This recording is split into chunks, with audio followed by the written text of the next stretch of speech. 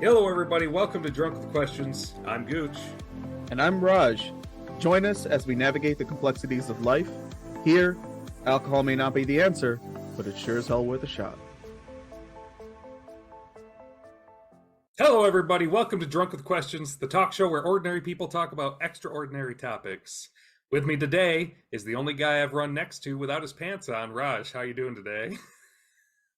What the fuck, dude? Oh man. no, man! What the hell? Okay, yeah. So that definitely did happen. Yep, tell the people. So this was, my God, this would have been back when we were in high school.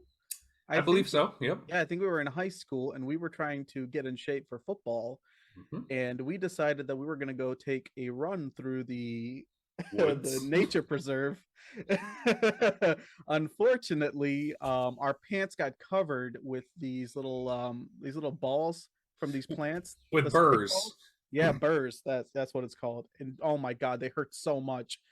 And yeah, at that point we decided, you know what, we're just gonna run with our pants off and just underwear on in the middle of a public nature preserve. And we definitely ran past some girls. Oh yeah, on our trip, and our man bits were falling out too, I think. Oh my God, because at that time we were still wearing boxers. Yeah, that was boxer. We didn't have the snug. Yeah, it wasn't brief time. Man, bro, that was dangerous. We could have gotten so much trouble. But yeah, we decided to go off-roading and ended up in burrs, and yeah, so we were. We technically ran the entire trail. We just didn't want to, because it was that or getting arrested for sexual assault for some reason. Like, that was our option. So we didn't even stop to try to explain it to the people that we were passing by. We were just imagine you're in the woods going for a hike with your family, and a small Indian man comes running out with his pants off, and a big old white dude comes running after him with his pants off. So that's basically the situation. I never thought of it that way. It looks kind of freaky. It looks really bad. Dude. Oh my God, dude. Yeah, so that's happened. So I'm happy you guys got to hear that story. Another embarrassing moment brought to you by Raj and Gooch. Da-da-da. Well, today on the table, cryptids. Yeah, we're going to talk about the spooky stuff that's watching you from the outside. The stuff right from the bushes. The this man right here, he's watching you. For everyone that doesn't see, Raj has Mothman behind him, and I have Nessie. And we got Spicer here with us too today, and he has nothing because he's lame. Oh, well, I'm sorry for not having the picture prepared. And also, just for the viewers, if your neighbor looks you through the window, they are not a cryptid. They are a creeper. A different classification of animal. That's a pretty good, distinguishing factor of that. So yeah, I guess the first thing I'd like to say to everybody is, yes, we heard the breathing in the last episode, and we are attempting to fix it right now. So hopefully this will make it better. Also, I love cryptids. I used to watch the Discovery Channel, History Channel, whatever channel it was on. And they would always have like hunting Bigfoot or whatever, right? And I believe it may have been on the Sci-Fi Channel or something, but there was some sort of a show where they actually did like 30-minute segments on a bunch of cryptids, and I would watch the crap out of that too. And surprisingly, cryptozoology, because they would explain that in those shows, was what got me into taking zoology classes in college. So instead of zoology, Sasquatch that got you into fisheries and wildlife? It really was. And yeah, then I ended up switching to fisheries and wildlife afterwards. But yeah, I would say as a young kid in my middle school years, that was probably something that really got me into zoology and things like that. Because originally I wanted to be an ecologist. Then I watched those shows and I'm like, I'm going to be a zoologist. I know what I'm doing in my life. I feel like everybody can relate to that, right? So no matter what part of the world you live in, you're gonna come across these legends and these animals that kind of blow your understanding of what is possible in the world, and everybody's gonna have it. I mean, it seems the United States has more than the rest of the world, but we're just kind of a bunch of kooks here, so we have too much free time to think about this stuff. But We no matter really do what have part a of the lot of world, free time. absolutely.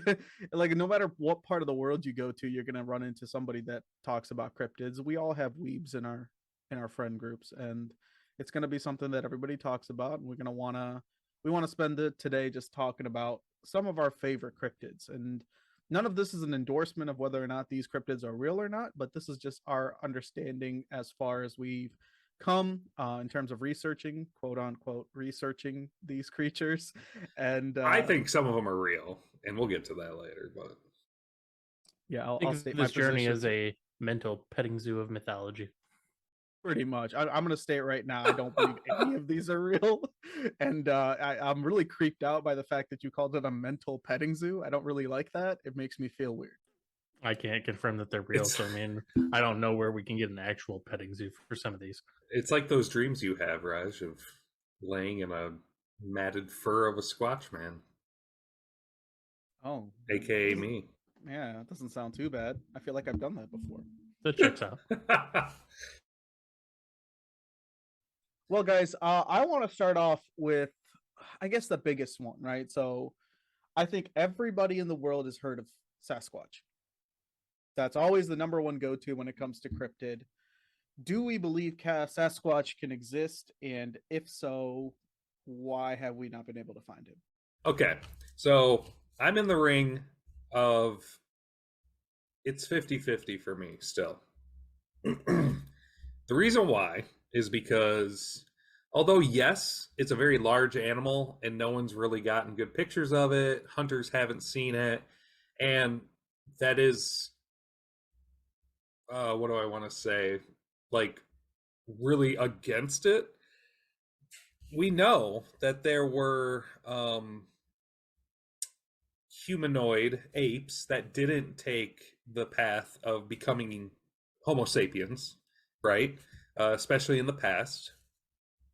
And I'm just not sure why it's so unbelievable that a large primate could exist yet have enough intelligence to avoid human interaction. I don't think it's the fact that they're unable to avoid it, but here's the thing. I mean, humans are intelligent creatures, but you can still be caught on a hunter's trap camera.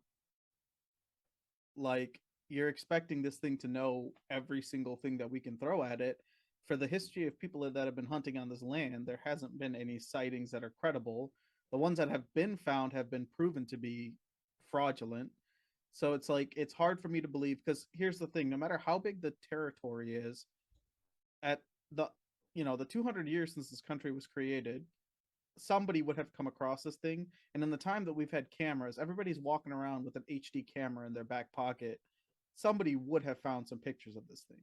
Now, Native Americans had Sasquatch in their lore too, though.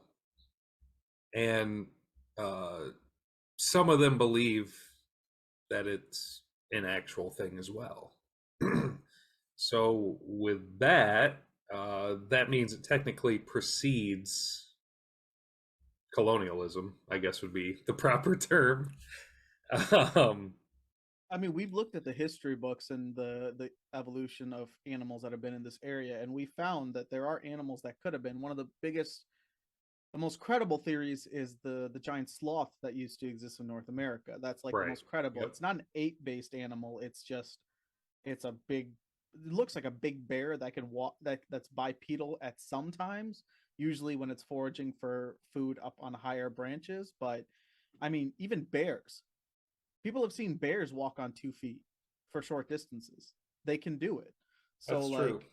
so there's no way for us to be like, oh yeah, that's a Sasquatch, and not, oh, I just saw something furry walking on 2 legs. Could be a bear. I think my my argument still stays with the higher intelligence than we're giving this creature credit for. So even though it is an animal, right? And if I say primate, you're immediately going to go to like chimpanzee, gorilla, everything like that. I'm talking about an animal that has probably the intelligence of like a Neanderthal. And with that, it would also have its animalistic senses, right? So it would have better smell than us, um, maybe better sight. Question mark. It's technically a predator, so could. And with those, although again, I will admit, never being caught on a trail cam or anything like that, it's pretty hard to believe.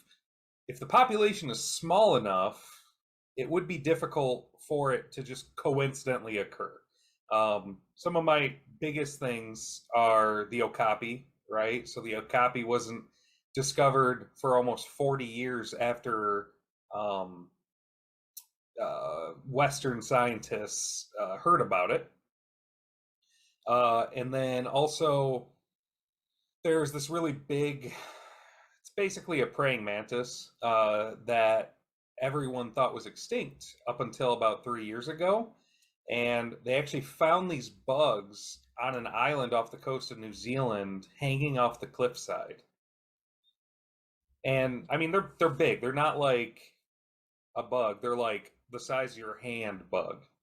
I mean, but we're still talking about something that's supposed to be like 10 feet tall compared to a bug, right? So Yeah. correct me if I'm wrong, Mike. I believe in terms of population, once a population reaches a threshold, there's no going back, correct?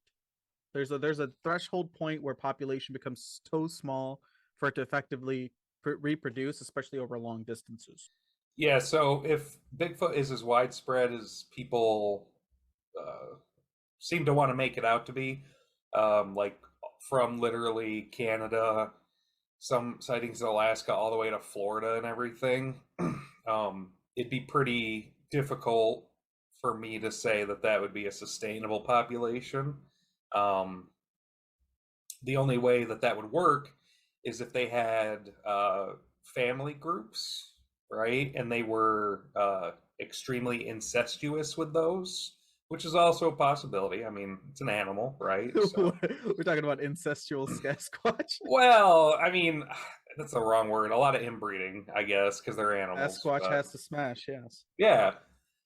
So that would really be the only way, is if they had family groups that stayed within a relatively close distance to each other, but they had their own roaming areas like wolves, right? So like wolves stay in their pack, but they roam large areas as the pack. And if another pack comes onto that area, kind of they get into fights and stuff. So why haven't we found any carcasses? Because assuming, I mean, these are living creatures, so at some point they die, and when they die, I mean, unless you're human, most animals don't bury their dead. People don't dispose of remains. So that why goes wouldn't back you to find any? my intelligence, though, right? So elephants have been shown to mourn their dead, and to move bones around to specific areas. And I mean, I'd be hard pressed to say that an elephant has a higher intelligence than a gorilla, personally. So, if this animal did have a higher intelligence than those two animals, and they're somewhere between like well, I'm not sure which primate is the smartest, if I'm being honest. But if it was somewhere between a gorilla or a chimpanzee, an elephant, and us, then it wouldn't be too far out of the realm of possibility that they would do something with the bodies, whether it be bury them or dispose of them in a particular area. That again, though, why wouldn't we find like this mass grave of Sasquatch skellies? We could go into the whole like the disappearances in the U.S. and the cave systems map. Is this your freaking under Earth theory or hollow Earth theory? I'll wait till we get to like the Wendigo and stuff to really dive into that. But For people that don't know, just so if I bring it up later, I've explained it. There is a map that shows hotspots for human disappearances in the United States. And if you overlay those hotspots with a map of the estimated and discovered cave systems in the U.S., they overlap pretty aggressively. Like, it's really creepy how close these are. Now, does that mean people could just be falling down mine shafts because that happens all the time? Yeah, could be. Or maybe it's more. Maybe it's the Squatch getting hungry. Dun, dun, dun. So we talked about Sasquatch, and what do you think, Spicy? Do you think that they exist? And if so, what do you think are the reasons why we can't find them? So I've gone back and forth on this one over the years. My leaning currently is no, they don't exist. Oh man. So ultimately, I mean, I've thought through all of the things we've talked about of whether it be cave systems or just unexplored areas of like the American wilderness. And actually, it's funny that Gooch mentions the overlay of if you look at that cave system with the like national parks in the United States, that there's a very strong correlation with the major cave systems and those parks. And of course, I mean, if our viewers haven't heard about it before, there's the conspiracy theory that Teddy Roosevelt set up the National Park Service to basically protect Bigfoot, other cryptids, things that people aren't quote ready to see or ready to know about, Oh, yeah, or because just that's a total myth. The government's never lied to us before, right, This guys? is not Ever. tinfoiled hats to the tinfoiling. Okay. you gotta put on at least like a somewhat aluminum hat for this one. But yeah, so in general, the Bigfoot, I've seen the grainy footage like everybody else. The shows that have been on TV of everybody dedicating all this time to it. Um, I suppose nothing is out of the realm of possibility. I guess there is a possibility that something could be so, intellectually advanced as to be able to be on par with humans in the sense that it can evade them. Not on par with humans, like you can't probably process complex thought. But I also have a hard time believing with as many people that go hiking and exploring in the remote areas of the US that have been searching for it and seeing these things for years. You see these videos, they're always far away, grainy, even modern videos. There's been no clear shot of anything on anything high definition to even determine it. Which with today's modern technology is the hardest part for me to believe, that of all these people that are constantly looking for it and the ones that do come out in more recent history, that they're basically the quality of video footage or pictures from the 90s.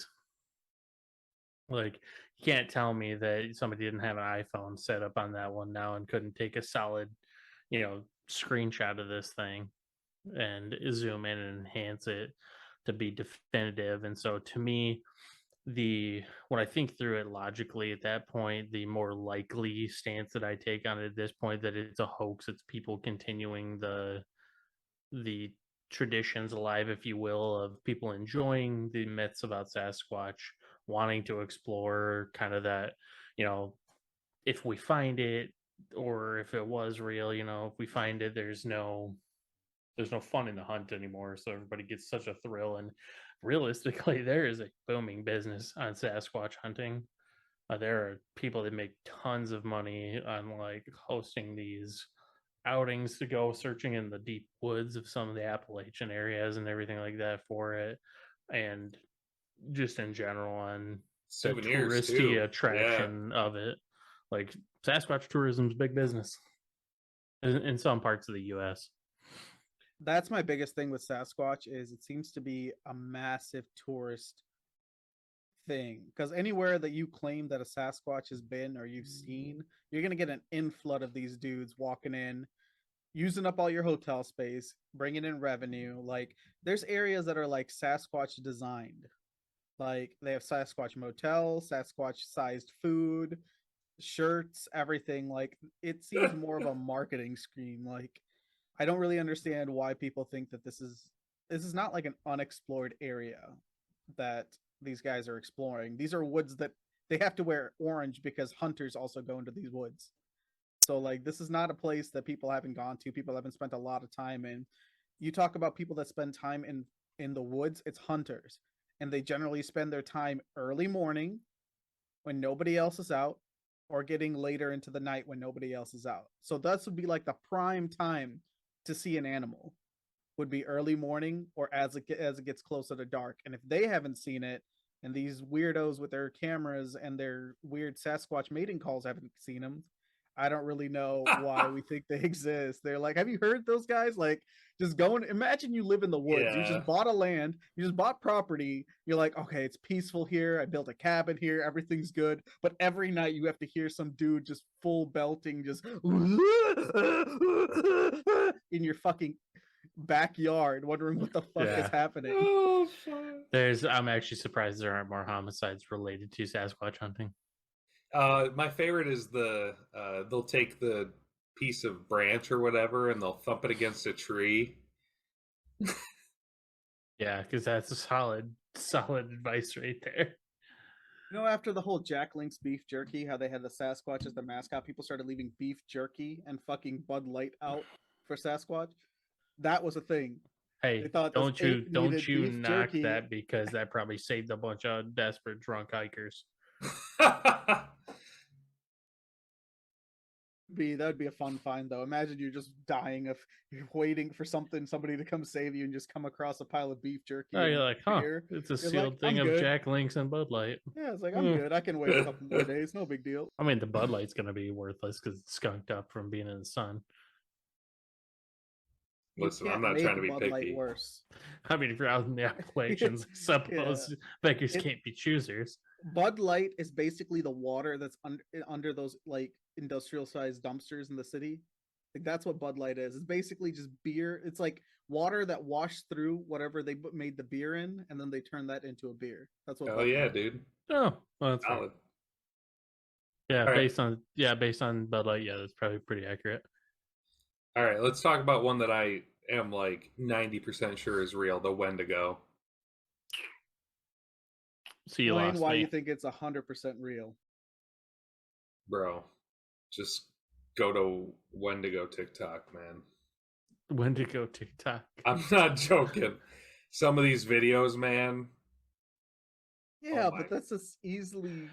Yeah, but I faked, mean, too. yeah, you can easily fake that with like audio. No, files, you can't man. do that because you were like, oh, well, these pictures that they have of Bigfoot, they're all grainy and shot. And then if you actually had a good one, like I'm talking about right now, well, it's fake. It's fake. So, like, Isn't it? that's the problem with cryptids, man. Like, that's what The happens. thing is, but- has but the anybody gotten a medium- picture of the Wendigo? Here's the thing: the medium in which that you find the information makes a difference. If you find something on a reputable website, a scientific website that shows a picture of something, then you can see like, okay, that makes sense. If you get it on TikTok, that's as equivalent of you getting information on the Onion. So you're gonna go out there and get some of that Wendussy and show them. No. Oh God, the Wendigo. Oh, So Listen. here's where I fall on the Wendigo whole thing. So I mean, Wendigos, everybody thinks of it now in the popular mediums that we have. Wendigos of being these tall, like beast-like beings with like a deer head skull on their head. Like that's the common depiction of Wendigo in the popular culture, but that's been largely stylized. That's not the actual depiction. And then when you actually look up the origins of Wendigo, honestly, that depiction is kind of close to what they did picture in a game like The Witcher 3, where it's I'll call it a leshen, like a nature spirit. Excuse me. So basically, Wendigos a lot of times have more of like a Native American origin, back to their beginnings, and depending on where you find the origin story, it either is like a body possessing spirit or a werewolf type of like disease or affliction, where it causes someone to eat human flesh. It's And a then basically shapeshifter. they become violent, ravenous, cannibalism. You know, it's an emaciated body, but they're also described as a lot of times having like a hairy, tall structure, like a primate, almost like Sasquatch. And so let's dissect the story of the Wendigo, right? So the All Wendigo right. is a Native American mythology, a mythic creature in Native American mythology, which basically is a person that has experienced, say, over a harsh winter, they experience starvation and they resorted to cannibalism. And those who resort to cannibalism will then get taken over by the spirit, which will keep you forever hungry but never satisfied. So you keep right. eating, but you'll never be satisfied. Yeah, Now, it's a Basically, ravenous Kuru. hunger. yeah, it's basically kuru, which is a disease that happens after you eat either close mammalian family. So you could be talking about if you eat like cow brain, deer brain, any of like the close mammals, four-legged mammals. If you start eating brain, then there are certain, I believe there are certain molecules inside the brains that our body just can't handle and it can't metabolize, and it creates a terrible what do I want to call it? Terrible side effects, which includes jitteriness, loss of cognitive thought. Almost looks like people that have like Parkinson's. They're always shaking. They're always jittery. Now, as an early society, why would they create a story about a creature that would take you over, leave you hungry forever, and never be satisfied? Well, that sounds worse than death. So the whole idea is these Native Americans did not live in a time where they had central air and heating. So it was very likely that if they didn't farm enough or gather enough the season before, winter could kill a few of them. They did not want their people resorting to cannibalism, so they created the story of the Wendigo, which keeps people in check. And I think even in like the 1800s, during like the Wild West, there was like Native American Wendigo hunters. There was a famous story of a guy who killed a woman and her kid out west because he said that they were Wendigos, and of course he got charged with murder, and I'm pretty sure he was hung. But there's still belief in Makes this to the sense. extreme, but it's not like this one is so far off the end. It's like it can be explained by the thought process of somebody that lived at that time and lived in those conditions. It doesn't need to be an actual creature for it to be terrifying for people. Well, and like many stories from back then, I mean, you're running into was a story created to help, like you said, increase like crop production and other things to help the tribe survive. Are they created to scare children and kind of explain certain areas of like, don't go here, blah blah blah. The witch lives in the woods. Those kinds of interactions and stories of why they're developed. And ultimately too, so cryptozoology and everything to me has skirts a very, very fine, almost non-existent line with mythological creatures, in the sense that some people consider cryptids to be more of like a regional legend, whereas others consider like other mythological creatures that are mentioned as cryptids. I mean, you go on like the wiki for cryptids and all that, you're looking at things like almost like a demi like deity from these other cultures slash like say like a sphinx. It's a mythical creature, but some consider it a cryptid that exists or existed. um and so with like the Wendigo, if we lean into more of the mythology side of an explanation, a lot of myths are created to explain natural phenomenon, because they don't understand it at the time. So maybe there were people that did cannibalize and end up suffering from Kuru, and then they're like, oh well, it's got to be a Wendigo. So I'm gonna go a little bit into the whole of Wendigos. So this shit, man, I'm telling you, this has got to be real. I don't know how it's not. So Wendigos can be shapeshifters, right? So one of the biggest things is they call them not deer, and what they'll do is they'll shapeshift into animals that can mask their presence, basically, or they can blend into things. And although I know deer can suffer from quite a few diseases like EHD, epizootic hemorrhagic disease, which makes them act very strange. These aren't things that would make them look Is strange. that the one? Is that the one that makes them go in circles over and over again? Yes. So like that's acting strange, but there aren't things that would make them look strange. And sometimes you can see these pictures of animals and they just don't look right, man. Like They don't look right, and that's weird. There's not a lot of things that just make animals look weird in the wild and have them like survive to an adulthood. On top of that, not only is the is it a shapeshifter, but it's also a master of mimicry. So what it'll do is it'll shapeshift into a form that might be familiar to you. So one of the ways it'll lure its prey, which might be humans, is it'll shapeshift into like a humanoid figure. It's not a great shapeshift.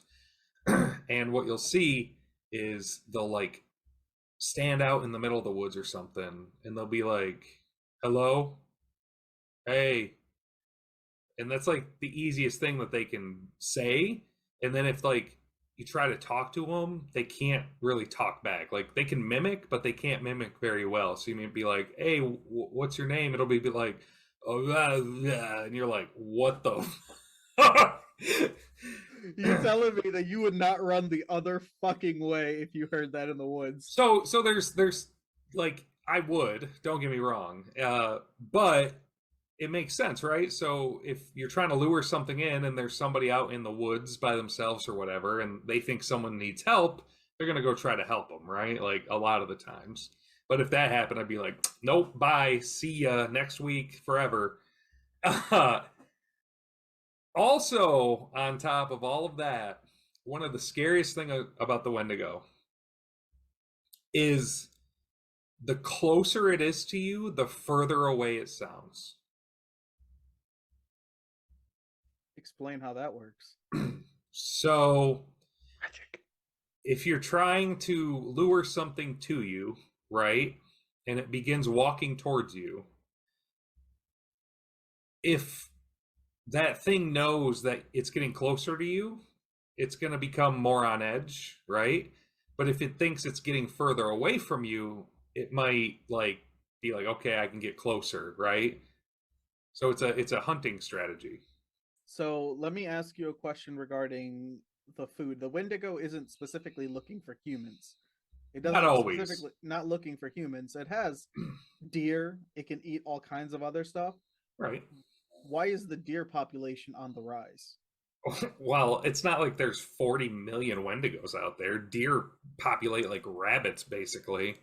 Yeah, but they're ravenous, right? So we would be seeing hunters would be seeing carcasses of deer strewn about everywhere. I mean, sometimes I see deer carcasses that have decomposed, and I don't know if it was shot in the past. I mean, I guess if I really broke down into it, I could figure out if it got eaten by another animal or if it was shot by a hunter and they didn't recover it or whatever. But I mean, I don't personally do that. I'm sure there's people that do for their job. But also, if it was a Wendigo, you know, there's really no known facts about its dentition, its teeth, right? So it might have teeth very similar to like a coyote or something like that that you could just chalk up and be like, oh yeah, it's just coyote. You know, I mean, we're not trying to solve a human murder here. It's a deer. It's a dead deer. So I'm not gonna lie. I don't really think Sasquatch is real, and I could 100% buy into Sasquatch more than I could a Wendigo. Yeah, I'm in that boat there because here the thing about the Wendigo is we have an explanation for its creation, why they would put that into the mythology of the people that lived at that time. And at the same time, if we have animals that are so voracious that they can never stop eating, and there's a plethora of deer available for them to eat, we would be finding deer carcasses wholesale. Entire forests would be empty of deer. And here's the thing: the deer would then move towards human civilization, and then there'd be more contact with humans with these Wendigos.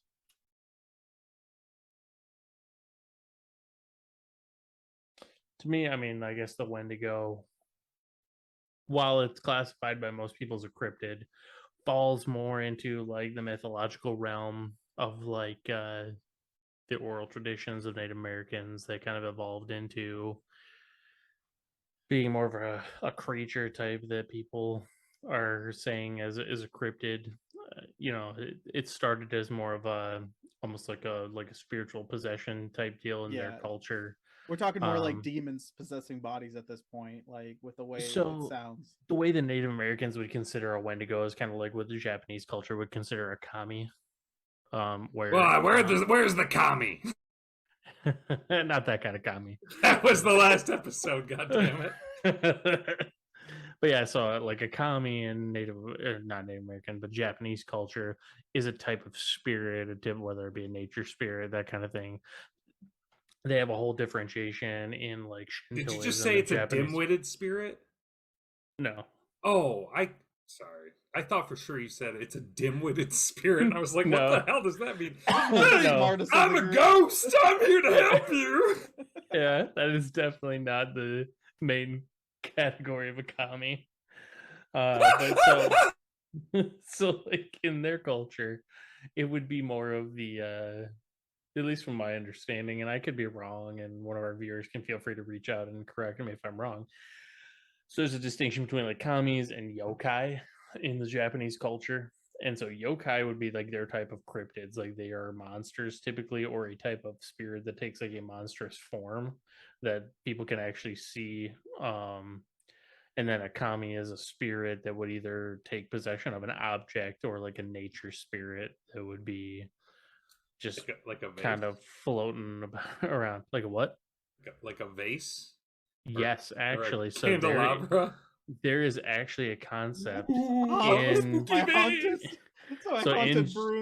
in their culture. Actually, there's something called a tsukumogami, and what a tsukumogami is essentially a normal object that over time has been around people and absorbed like the emotions and everything from the people around it, to the point that it eventually develops sentience into like a spirit or a kami. And so that normal mundane object gains sentience and becomes what's known as a tsukumogami. So what point do they start singing? Be our guest. Be our guest. Oh my god! I was going to say, my mind. I'm pretty sure it's after the lunch rush they'll start singing. Oh my god, dude! They were all just fucking poltergeist. Oh god, poltergeist. The plural form. They're just possessed. Oh. So yeah. Long and short of it, I think the Wendigo's BS, man. I would agree 100%. Oh man, it's real. I'm telling you. Watch, everyone that's listening. I know I'm going to get to at least 60 people here. Frickin' Wendigo TikTok. Prove me wrong, man. People are hearing things talking to them. People are seeing things that are freaky deaky. All right. Like, I'm telling you, that, you know, oh man. And I think it's more of a Southern thing, honestly. Like, it seems to be more of like in the South, warmer climates, not very much of a Northern thing, but well, and definitely there is. So actually, there is a tradition and a superstition in the Appalachians. So in Appalachia, there's like a superstition. I don't know if it's distinctly related to a Wendigo, but essentially they're like, if you hear something or someone call your name when you're out in the woods, you don't answer. That's a Wendigo. See, man, I'm telling you, bro. Well, why would you come up with that? Why would you come up with that? There are other things though that kind of fall into that category of the same superstition. Why would you have that rule as a region? Because no one ever told me that rule when I was a kid, right? I mean, if you're out in the middle of the woods in Appalachia, I mean, somebody calls your name, say it's the creepy guy down the road that's trying to abduct your child, and then, you know, kill him and eat him or something like that. I mean, it's a general good rule not to answer random darkness that's calling your name. I don't know, but if I'm in the middle of the woods and a voice says my name, what if there's another Mike down the road? Maybe it's just like the Appalachian version of Stranger Danger. They call my name, then we got problems. Because there's no fucking way.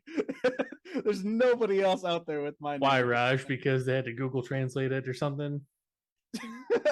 Dude, I'd respond to it in my mother tongue to see if it would mimic that. Oh, man. Raj is just sitting there in the woods like, gotcha. Something in the woods is speaking Malayalam to me, Mike. I'm scared. Then I believe you 100%. There's no way. First of all, I found a fucking brown person doing the Appalachian Trail. There's no way. That's already an impossibility. And then we have somebody speaking my tongue back to me in the woods. Okay, at that point, I'm pulling out my pistol and I'm just running. Well, the thing is too, like, kind of where I fall on the Sasquatch topic of like, I think the video footage and everything is hoaxed. It's not of the quality that sticks with normal like video footage today. It's always far away. It's always of the back of them walking away. It's never them walking toward them. You know, it could easily be a guy in a suit, and there's big business, like I said, tourism, all this kind of stuff. You know, people love their legends, people love their superstitions.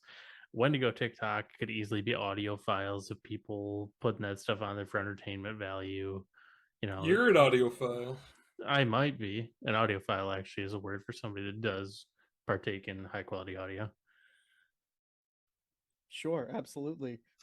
But yeah, so the but no, in general, yeah, I mean the whole not deer concept, I mean, easily explained in most cases by could be like a brain parasite in these deer, making them run in circles, like those videos we've seen online. Can deer have mange? Yeah, yeah, it is technically Yeah. mange. Yeah, They'll lose so a like lot of hair. if you look at a mange deer, it'd be fucking terrifying in the middle of the night, right? It'll look like something that's Yeah, unnatural. any animal without hair is freaky, man. You know see the bears with mange and they have no hair? Oh yeah, Oh my yeah. god. Yeah, first of all, that's terrifying. Actually, coyotes with mange is what they're chalking chupacabra up to be. Yes. I was actually gonna bring that up too. I was just gonna bring that up. Okay, so we've I beat covered. Yeah, it's okay. Well, shut the fuck up. we talked about we talked about Sasquatch, Mr. Squatch, and we've talked about now your Wendigo. Let's talk about what do you bring into the table, Spicy? What am I bringing to the table? Yeah, bring it. Okay, so I would have to say that probably one of my most interested, that one of the cryptids I've been the most interested in ever since I first like started looking into all of these. Everybody's got their classics like Sasquatch, Loch Ness Monster, all these other things. For me, it's Thunderbirds. That's another Native American one, isn't it? Yeah, so it has its origins in Native American culture and myths. A lot of people at one point attributed it to being a condor, like a very large type of condor. Since a lot of them were found in like very rocky and cliff-faced areas. Yeah, so it's basically large bird-like animals. They live between like northern Canada and Alaska down to Central America. So it's all throughout North America, through Native American cultures is typically where you hear these legends coming from. Enormous eagle type monsters strong enough to carry whales back to their nest, you know, and then pioneers began moving west. We go to the plains, sightings of large birds have been reported. Hold on, are these the eagles from Lord of the Rings? Are they real? No, because these ones might have actually carried them to Mordor and turned that movie into a half hour. Oh, okay, so they're not useless then. Okay. How dare you speak of it in such a manner? But yeah, so the sightings of large birds, they've been reported across the country and throughout North America, civilizations around the world. So I'm on the cryptid wiki online, and so essentially the legend that it starts out with: tribes all across North America, especially along the Pacific coast and the Great Lakes area where we live, have stories depicting enormous birds of prey. Some of them say that the birds are so large and powerful when they flapped their wings, thunder was created, lightning flashed out of their eyes, water fell off their backs, creating rain. So naturally, this is a kind of a myth setup of natural phenomenon. They use them to explain the things that happen naturally, such as storms and other forms of weather. So the legend of Passamaquoddies, I believe is how you pronounce it, or at least as close as I'm going to get. It describes the quest of two Native Americans in search of the source of thunder high in the mountains. Other stories said that there was a thunderbird who battled an enormous killer whale, and when the two beasts fought, they destroyed much of the land, knocking down trees, causing destruction. Get that fight on pay-per-view, please. Yeah. Please. Although dangerous and powerful in beings, place of fighting. Oh yeah, man. It is. This is It is. oh yeah. And then, although the dangerous, powerful beings, Thunderbirds were seen as Zapdos. benevolent nature spirits. This is They Zapdos versus Kyogre. That's what this fight Oh, is. 100%, yeah. And so they were seen as nature spirits. They sometimes assisted tribes in search for food during famine, and then igneous rocks known as thunderstones are the eggs of these creatures, according to some legends. So they're actually in 1977 in Lawndale, Illinois, was supposedly a Thunderbird attack. So the attack was reported by the attack of two unidentified birds on a young boy. It occurred July 25th, 1977. A 10-year-old Marlon Lowe was playing outside when he suddenly attacked by two large birds, one of which temporarily picked him up and carried him over 30 feet before Marlon's mother, Ruth Lowe, ran to her son's rescue, chasing the birds away and recovering her traumatized son. Reportedly, several eyewitnesses had seen the attack take place. The birds were described as having a white ring around their necks and 4.5-foot body, with each wing approximately 4 feet long and 6-inch hooked bill, 3 front claws and 1 back claw, and a large black body. I mean, I hate to burst these people's bubble, but there's actually videos of large predatory birds attacking children. Correct. It's a real thing. It happens. So the way you just described it right now, a bird with a ring on its neck that's got a large wingspan can carry, that's a condor. Yeah, it's There's a literally, condor or a type of vulture. If you look at a picture of a condor, they have a ring around their neck that literally looks like little shoulders. If you look up a picture of a condor, yeah, that's the first thing I noticed about it. It's a large bird. It's definitely capable of lifting things up if it needs to, especially a small child.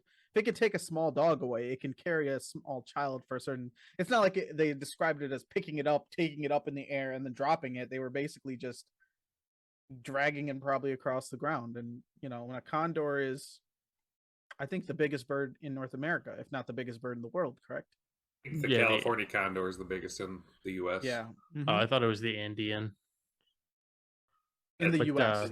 In the U.S., the California. Oh, that's right. The Andean is not in the U.S.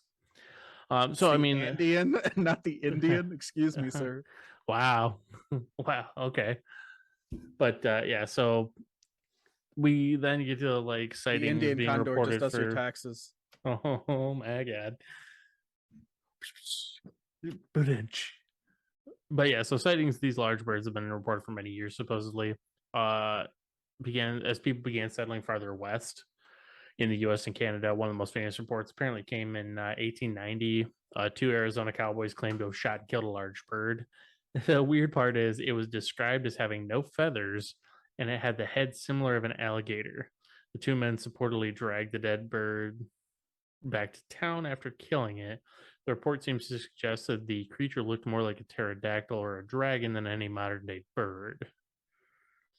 Today, the cryptozoologists usually refer to Thunderbird legends the same way that they do with flying cryptids, such as the Kangamato, the Rock, the Ropen, and even sometimes the Jersey Devil. They're often associated with modern-day pterosaurs.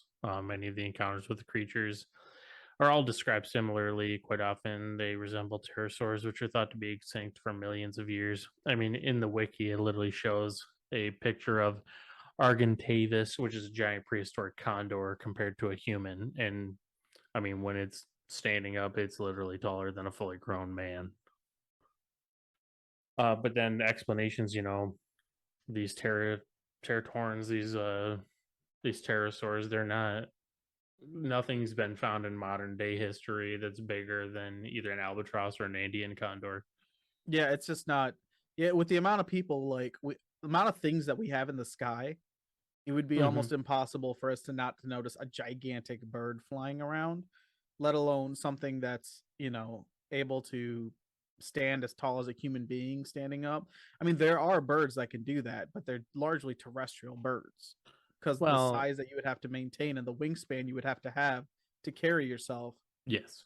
Well, and people suggest too that perhaps that some of the previous sightings in decades past, it could have been a type of condor or something in captivity that escaped that kind of led to some of these sightings. Who knows?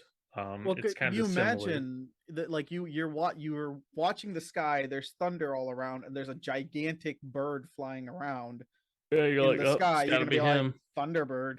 That's it. Yep. We're gonna put thunder and bird together, and that's what this creature is. Wonderful. Time for scariness. Yep. Not to be confused with Thunderbirds, the superhero team of like jet and spaceship fighters back in the day. Thunder, thunder, thunder. That's Thundercats. That's Yeah, Thundercats. Yes. whatever. Thunder, thunder. Also, thunder, super Thundercats. solid. Love that show. Yeah. But yeah, so it's kind of along the same vein at this point as like the Loch Ness monster or anything like that. Plesiosaurs is kind of the suspected thing there. Here it's some large type of condor or pterosaur, but nothing's really been found. So again, more of a mythological basis that's just kind of taken on a life of its own. Yeah, I mean that makes sense, right? Because when people see something happening in front of them, we can all say that people are the worst eyewitness for anything that Yes. happens. They'll just You are think of not wrong. We will think of anything that our brain can grasp onto to explain what's going on. And I mean that's a segue onto my favorite cryptid that we have on the North America right now, which is Mothman. Oh, buddy. Look at this baddie. Look at this absolute daddy of a monster. Oh my. So Mothman is a West Virginian folklet. So how this story came to be is in 1966, two young couples were driving out for a little pleasure drive. I can't go into Definitely detail. pleasure. Lots of pleasure happening. This is the 60s, bro. Who knows what they were doing? Probably dope. Probably dope, yes. But they were driving across, and all of a sudden, one of them looked out the window and noticed these giant red eyes glowing in the forest. And it was weird because the eyes were coming up from high up in the trees. All of a sudden, the shape starts following them. It expands its wings. They said it had like a 10-foot wingspan. It was flying across, and it was just following them. They would keep driving. They would stop for a second. They would see the eyes looking at them from the forest again. They would keep driving. And they then reported it to the police department, which then got picked up by news media. And that's pretty much taken off since then. So the Mothman has become a staple for West Virginia and the town that I think it was called Point Pleasant in West Virginia. They even have a Mothman statue there and Mothman memorabilia and stuff like that. But I just like the idea of a humanoid man with moth wings and red eyes. I just think that's fucking cool. Mothman is pretty classic. Yeah. I don't know, man. Mothman is hard for me to get behind, personally. Because to me, it sounds like a superhero. Really, it does. So the people there don't necessarily look at him like a villain. They don't look at him like he's some kind of evil entity. For them, they're he's like a superhero. He's actually considered a warning for ill omen. Anytime he's sighted, something terrible happens in the town. Like a bridge collapsed the last time he was spotted, and they had like different other accidents that happened within the town when these guys spotted. So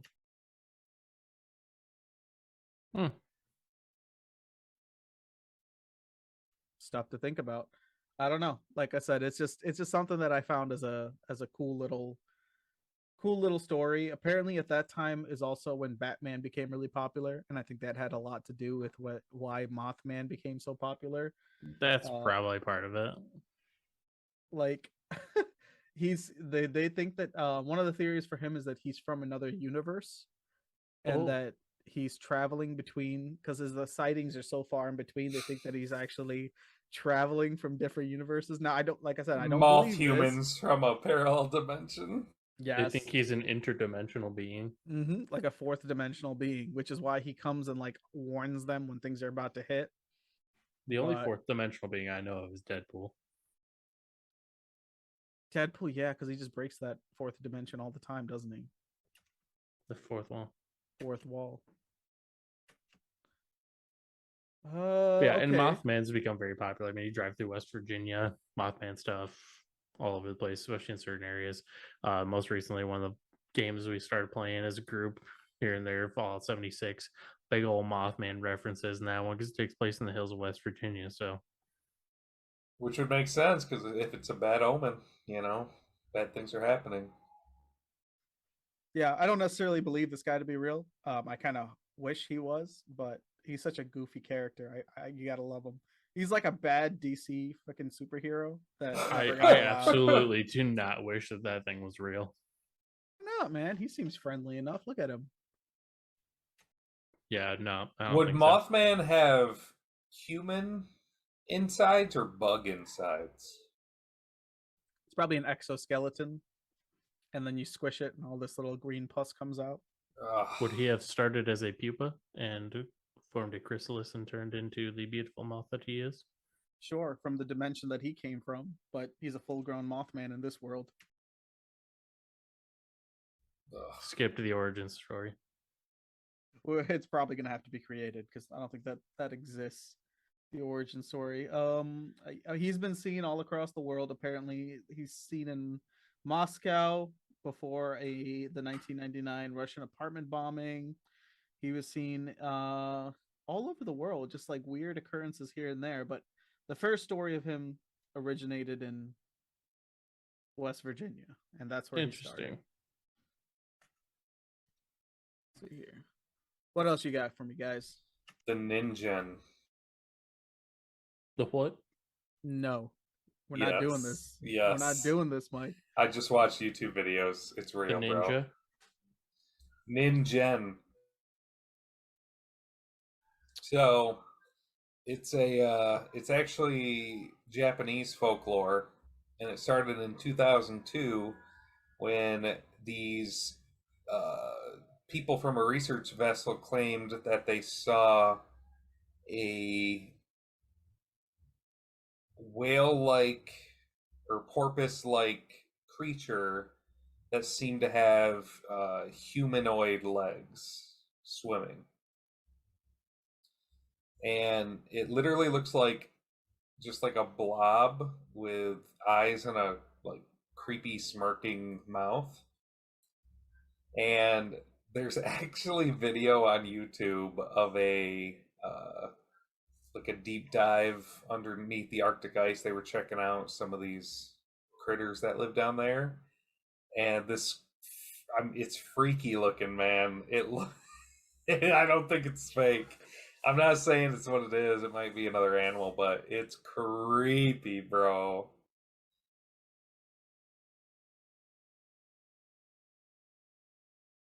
So it's a bipedal whale, is what they're saying it is?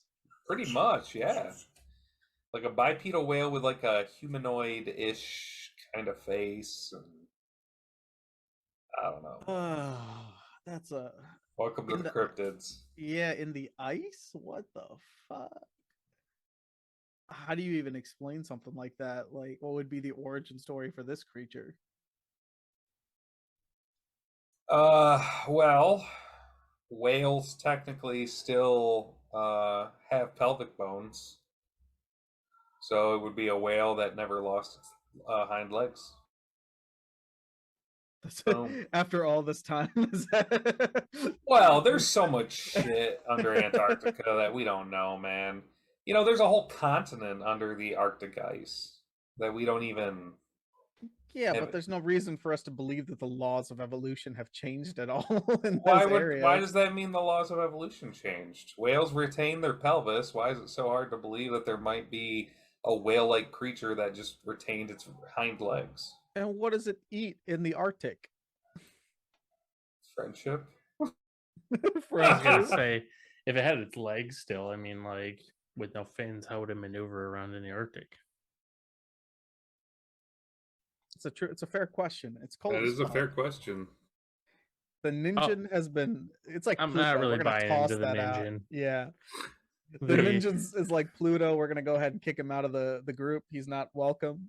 It There's literally not enough. reminds me of like the old timey videos back in the day where you had some dude in white tights that was dressed up as like the moon, just like dancing around on Yes, stage. that's exactly what it looks like. Honestly, the Like, pictures of this thing, you might as well just go to frickin' just Windows Paint and just create something there. That's basically what this looks like. now Mike brings up a good point. Like there's a lot of stuff under the Arctic we don't know about. One of the big conspiracy theories, I don't know if we talked about it back on our conspiracy theory episode, is the idea of Arctic pyramids. Pyramid structures are something that they found on lidar scans underneath the Arctic. Possible like civilization under there. It's all conspiratorial. There's really no basis for it at this point, but you never know. Yeah, I mean that's what never For all this we know, is. there's a pyramid down there, and that is where the predators come to hunt the Yep, xenomorphs. that's We're not doing this, guys. Oh, we're doing this. We're not doing this. We can't just start mixing film into these cryptids here. It's We're already on literally shaky talking ground. about a moth dude who travels dimensions. What Alright, fair about enough. what about the possibility of creatures that can live like in the mantle or the very lower crust of the earth, like tremor worms or something like that? I Not think that we'd have deep. more. I think we'd have more sightings or issues popping up from it. Yeah, I feel like that's something that they would. Here's the thing: like you get that close to the core, like I can believe maybe in like the first portion of the crust, but like that deep into the core, anything in there is either going to get crushed by the gravity pressure or it's just going to get boiled alive. So there's just nothing. Anything organic just wouldn't be able to sustain itself, and I don't really have the belief that anything could have adapted a skin that would have been that tolerable without also cooking its internal organs.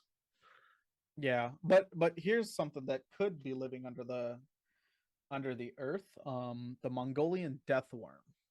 Mm-hmm. This is something that Cool buddy. Yeah, this thing is, first of all, badass fucking name, by the way. Oh yeah, Badass name. killer. Mongolian death worm. Oof. You don't need you don't need an explanation. Do you want the Mongolian death worm? No, I don't want the Mongolian death worm. I'm gonna stay away from that. So this thing is supposed to be about 2 feet long, has no head nor legs, and it's so poisonous that merely touching it is instant death. So it doesn't have to bite you or anything. You can just touch it and it's instant death. And it lives in the Gobi Desert. Now, the desert is an interesting place for me to find a cryptid because unlike most other areas, a desert is not heavily traversed. Nobody wants to go through a desert. And even if they do, they generally stick to the same path because it's optimal.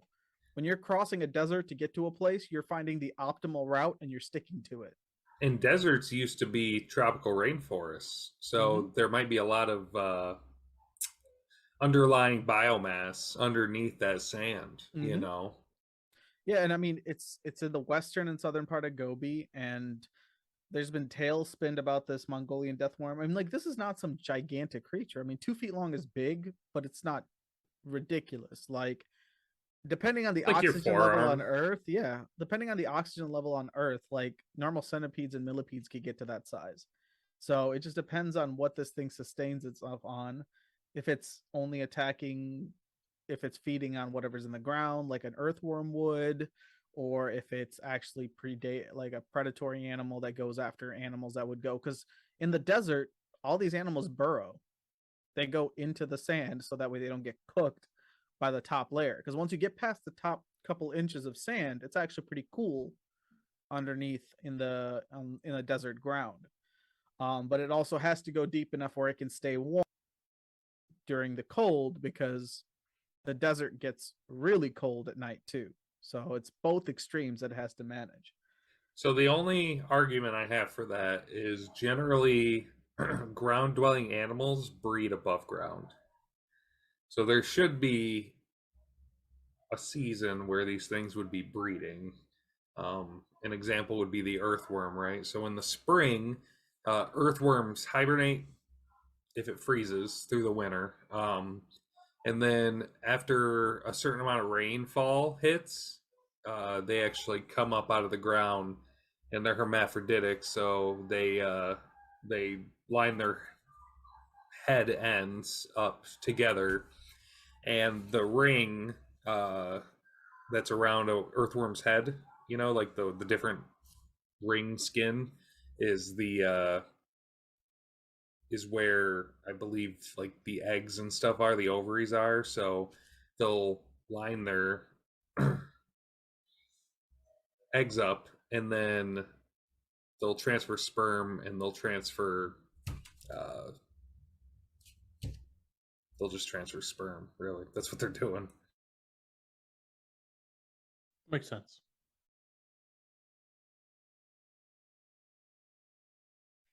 Yeah, It's I mean, very I'd say possible. desert biomes, like I kind of agree in the sense that I feel like there'd be a higher likelihood, I suppose, of finding some type of subterranean creature that we don't know of, considering that most people aren't going up and digging up the Sahara. Hmm. Yeah, I mean, the thing about this stuff is, I mean, it could very well be like there's poisonous snakes in the desert where, you know, you come across a poisonous snake and you're sitting on the desert ground and all of a sudden you get bit and you don't know where it came from. It'd be like, oh, it's the Mongolian death worm. It could just be some But yeah, type there's of that viper. snake. There's that snake that like shakes its body and it hides all Yeah, the way under. Yeah. under. The only thing that sticks up is the head and those little horns that it has. And once it bites, it just goes back in and waits for you to die. Like that's basically what it does. So it very well could be that. And you know, it's hard to tell what this is, but I mean, it's a cool cryptid idea because I think of like the Lord of the Rings. Was it the Hobbit movies where they had those worms burrowing into to make the tunnel for the orcs to come out of? Those gigantic worms. Did you guys ever see that movie? So I Nope. don't remember any worms with that. Yeah, so they had actually in the Hobbit, they had these worms that they used to burrow the actual tunnel to get close to the mountain, so that way that the Urukai could actually come in. Oh, And like that's what I would like to think this stuff is, but like at most it's a 2 foot long yeah. little snake hiding At in the most, it desert. is a giant gummy worm. Um, I want to go back to the caves, man, and the national park system. Secret tunnel. So one of the theories is that the national park system was created to uh, protect cryptids, but there's also a theory that it's a race. It's literally a race of like humans or humanoid creatures that are established in those areas, and they keep people out of those areas in order for those humans to live their life. And they're basically just like feral humans, not Native Americans, nothing like that, but literally like feral humans. And that is frightening to think about because there's a lot of movies about like going into caves and there's cave people that'll take you, or going in the woods and there's like feral humanoid creatures that'll take you. And Oh, the cave movies are crazy. Like the movie where those girls go into the cave and they come across these like humanoid creatures that have no eyes and evolve to have just hearing, and that's it. I mean, that's a normal step that you could see happening. Like a lot of animals that live in the deep caves and in like sunlight, no, with like no sunlight areas, generally don't have developed eyes, mm-hmm. or they've developed smaller, or like they just need to know when they see light, not really what's in there. Yep. So Wasn't they'll that the go in there. descent? That was The Descent, dude. Yeah. That was a good movie. That was a really good movie. It made me never want to go spelunking. Like I just once kind of again, don't want to go spelunking anyway. yeah, it's just like there's some crazy stuff you can see in there. But here's the thing: it's kind of the similar thing with ghosts and poltergeists and stuff. Like I don't believe in them, but I'm not going out there looking for 'em. Oh, If you get what I'm saying, I'm I not get what you're believing in them. saying. I'm But like not I said, saying there's poltergeist out there, but if there are, I'm not gonna go look for the poltergeist. I'm gonna leave that alone. If somebody starts talking to me in my mother tongue in the woods, I'm not going out there exploring. I'm not What if going they out need there. help, Raj? What if they need help and you're the only one that can reach them? That's called natural selection. You shouldn't have been out there. Dang. It's just weird, man. It's so weird that we have national parks over these cave systems, and We let Although, people go there because if you don't let people go there, then they're definitely going to know something's up. But there is a lot of restricted area. There's a lot of rules at national parks, right? Don't go off the trail, yada yada. People go well, missing all the time. It's just strange. It's a lot of coincidences with that particular topic. it is, but That's kind of where I fall on it though is people go missing because they're stupid. Um, and then where I did, while I do find it interesting, I love thinking about this.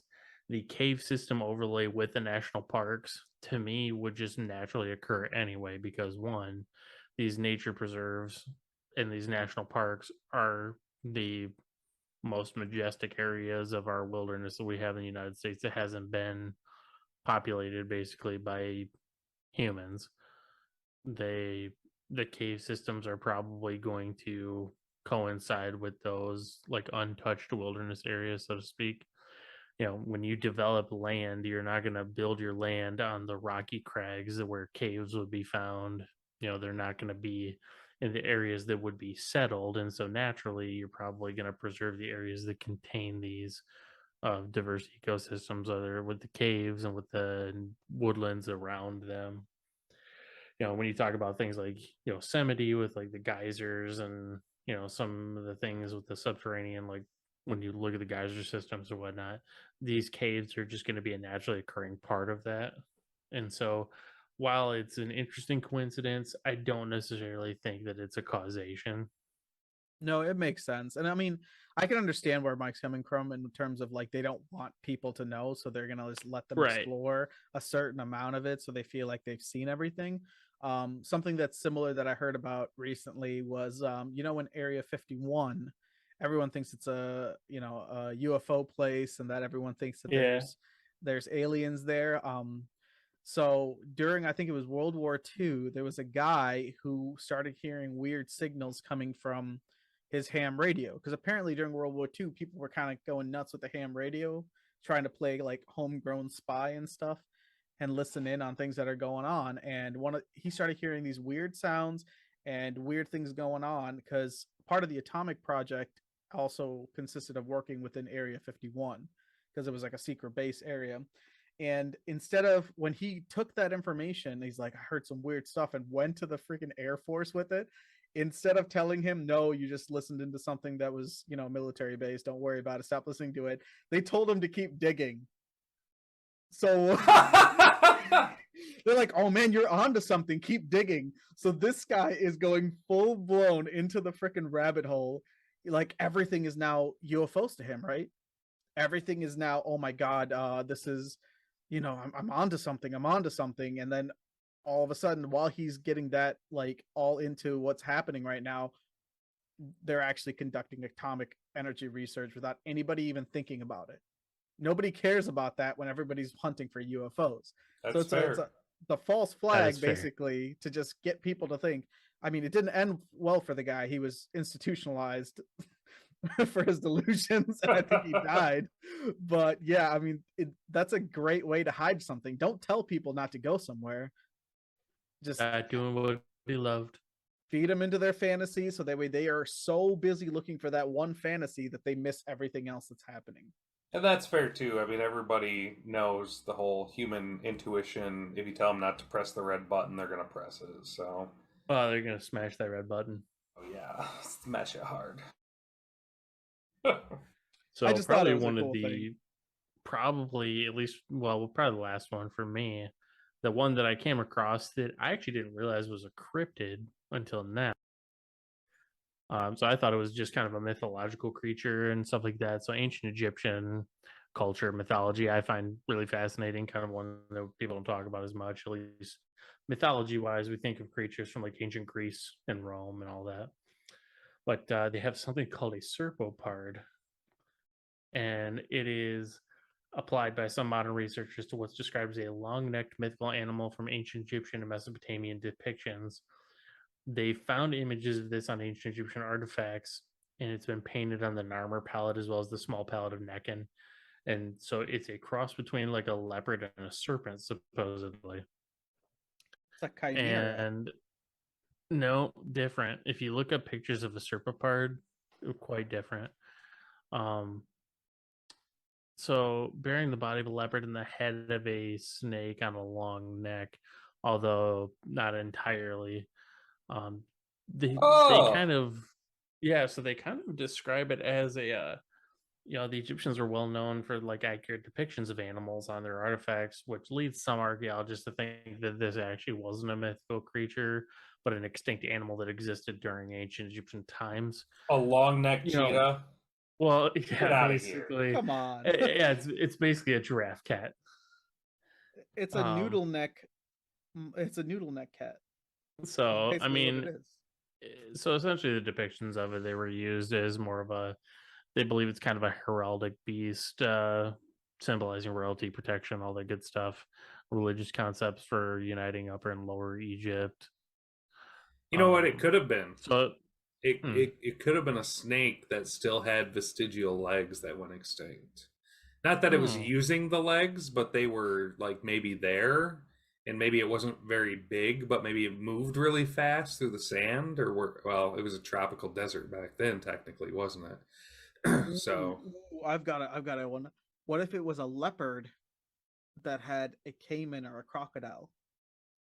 Because they in hunt its caiman. mouth, Yeah, could have been.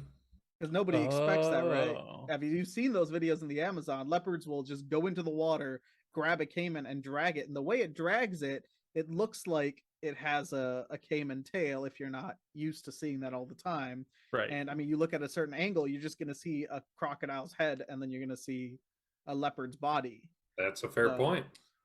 Well, and I'm like, if there was any plausibility to this, which I don't think there is, I wouldn't picture it more so as like a snake's head on a leopard's body with a long neck. I mean, if you had a subspecies of a type of leopard or something like that that had a longer neck, like, What if it was a leopard running while a snake was trying to eat? but and that's the thing too, because like the noodle neck like would not have been a good it's like, like please help me. And they're just like, no, snake demon. yeah, the Be noodle neck gone! would not have been a good choice because I mean it would have been running and at full sprint that thing would have just snapped its own neck. But like you see this thing just I'm kind of just seeing this flopping, wobbling leopard around. running with a Yeah, snake. It's just Snake noose. this it's like neck, it's like a scarf on it. this neck just noodling around until it takes one wrong step and snap. It's a strategy for the snake, man. So Like I there's mean, all like, kinds of stuff. Like we talked about like in the Everglades, we have a smackdown going on between pythons and alligators, right? Like if you've never seen a python and alligator go after each other and you were in the water Crazy. and you see a python's head and an alligator's body all in one, you're going to freak the fuck out. You're going to be like, "What is that? Like what is happening?" And you're going to think of this as a mythical creature, the croco snake yeah, that man, I'm you waiting had for Crocosnake. Titanoboa boa at croco this snake, point. Crocosnake. the croco snake. Yeah, it's What about a interesting. snakeadile? Ooh, I like it. A lot of cryptids are just misidentified animals too, like we were talking about earlier. A good example is the stellar sea monkey. So Hmm. just like the stellar sea cow, right? Which is a manatee, is what we call it. A famous German zoologist that studied animals like Darwin and everything like that. Well, he was off the coast of an island, and in his book, he depicted an animal that had four flippers, a long crocodile-ish tail, um, and like a really weird head. And he actually drew everything post humanously. I don't know how to say it, but basically after he saw it, right? So he's going off of recollection, and it's interesting because a lot of people, the island that he's at, there's like a version of sea lions, and they think that he just misidentified a sea lion, which makes sense. Oh yeah, But Snoop Lion. but there is always the possibility that that was something that he actually saw but it was so close to being extinct that by the time someone else went out to actually look for it, it had already died out. Well, that's fair. And then you look at old sailing stories of mermaids. So one of the most common things was sailors reported finding mermaids, which would be considered a cryptid or a mythical creature at this point. And then the likely cause was these guys actually had syphilis, which was rotting their brains. Yeah. And so what they were doing is they were mistaken manatees as mermaids. Which I don't know how the hell you would do that, because manatees Syphilis, are bro. ugly sons of bitches, man. Syphilis, bro. But syphilis is literally Swiss cheesing your brain. And apparently, according to a National Geographic documentary, I'm pretty sure it's National Geographic, might have been Discovery, that I watched back in the day on like, mythical animals or whatever, when they mistook the manatees for mermaids and they went to do the deed. Apparently, a manatee is the mammal with the closest anatomical structure to a human female. I wish I never knew that. You're welcome. Why? I never knew that. I have this draw now to Google. No. The Manatee. FBI is watching. Genitals. You are going to be on so many types of lists that rarely do people find themselves die on. Tomorrow, Mike, I am not clearing your fucking history. Okay, they're gonna have to find Better that yet, history. I'm putting your history here. Eulogy. Yes, I'd like to go over his last search. Oh no! Oh! Why did you look? My God! No. To all the listeners, don't do it. Take my advice. It looks very similar. So I'm watching this National Geographic or some kind of documentary on like possible mythical creatures, and they're like, yeah, so pretty much what happened was like sailors had syphilis, and so their brains were just melting away. So they're like, oh, this has got to be a mermaid, and they're like, well, that kind of helped to convince them. I very few times in your life you learn something that you wish you never knew. This is one of those instances where my brain, I wish I had syphilis right now. Like, I don't want to. Oh God, those poor manatees. I know.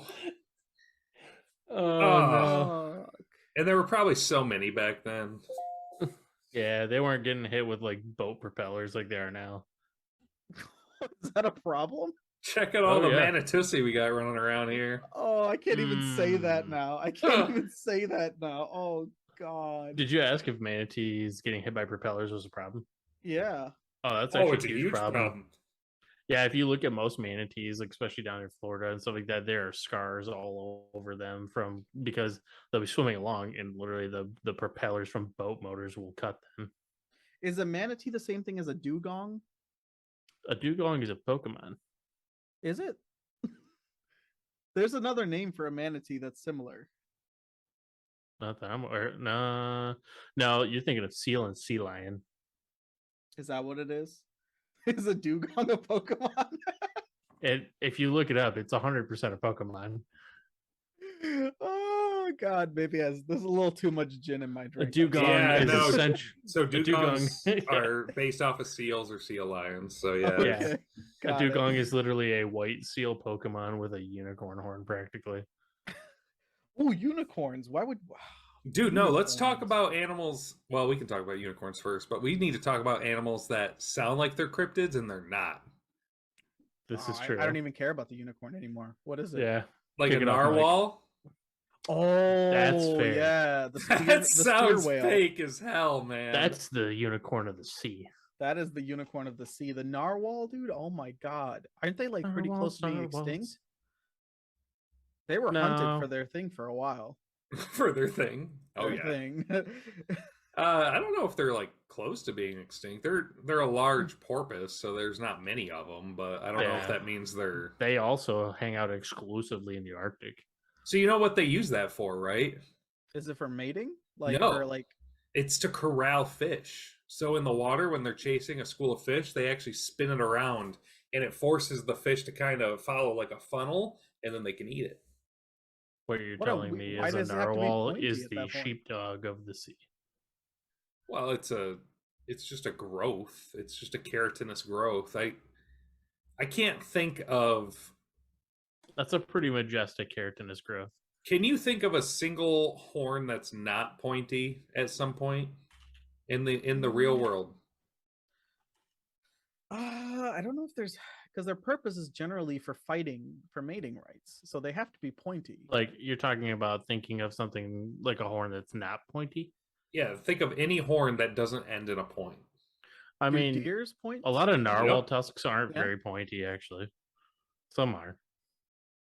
Like horns or growths of like that, they don't normally come out. I don't think there's any example that I can think of where they come out blocky. You know what I No, mean? I mean, They, even Moose. tusks are technically pointy. Yeah. They're meant Moose. to. They're weapons for these animals, so they have to use it. Like, so what does a sawfish use his little thing for? it's actually got a bunch of Carpentry. electromagnetic sensors in there in Mhm. its nose. As far as the teeth are concerned, I'm not 100% sure. I'm pretty sure I watched an episode or like a documentary that scientists aren't 100% sure either. They know Okay. that they know the nose has a lot of extra electromagnetic sensors, but they're not really sure why it has teethers. Yeah. Teethers.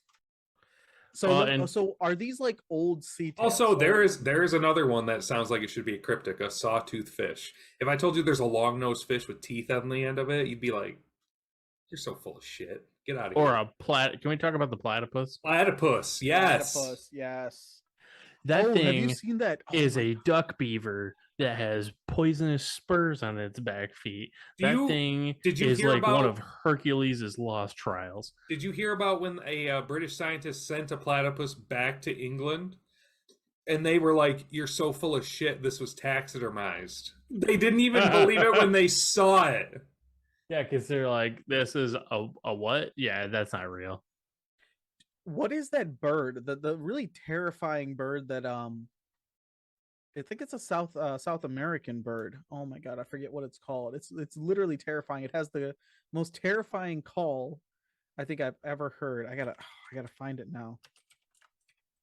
So a lot of scientists believe that the sawtooth fish's sawed bill was made for self-defense, and the reason why it's where it is because a lot of fish eat their prey from the head down. So if you Okay. went to attack it, it's more likely that you would grab the bill, and also there's no way you're getting that whole ass bill down your gullet if you're a shark or something like that. You know what I mean? That would tear you I up. guess, yeah, I guess it's like a defense, like, because I don't think they use it as like a it's more of a defense mechanism, I guess. There also there's geological evidence of them existing since the late Cretaceous in the same form that they're in, just like sturgeon. That's crazy. I mean, there's a lot of stuff in the sea that could be classified as a monster, like the anglerfish, an absolute nightmare fuel of a fish that's in the deep waters, dude. That's the craziest thing. So do you know how anglerfish mate? How? This is that untapped knowledge, man. This is that- going to be worse than the manatee, isn't it? It's terrible, dude. So anglerfish, the ones that we see that we like are identifying as anglerfish, those are all females. Male What? angler. So a normal anglerfish, I believe, is about the size of my head, give or take, Mhm. right? A female. Males are about the size of like that. And a male, its only job is to literally find a female, attach himself to her in some way, shape, or form, and then he becomes a parasite. And he gives her sperm whenever she needs it. She sends out a chemical that makes him release sperm. His mouth, he bites out of the female, he fuses to her over time. He becomes a lump, loses his fins, everything. And he releases sperm whenever she decides he needs it. So do they only need one male then for the time being, and then she can reproduce multiple times? Pretty much, but scientists find anglerfish, female anglerfish, that have multiple males attached to them, and they're curious to know if she's able to control which one is releasing sperm, because that would be genetically valuable, right? So Can Yeah, you like a have genetic anglerfish advantage.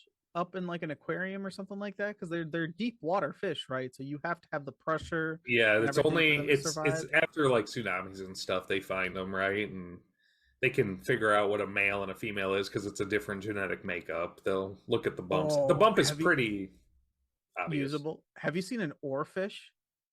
Oh, that shit is creepy too, man. Sea monster, dude. That's actually probably what sea monsters were based off of, were oarfish. Like Oh, any 100%. serpent sea monster, this thing is like 40 feet long. There's all kinds of dude. If there's anywhere that a cryptid could be found, I think it's going to be in the ocean, not on terrestrial land.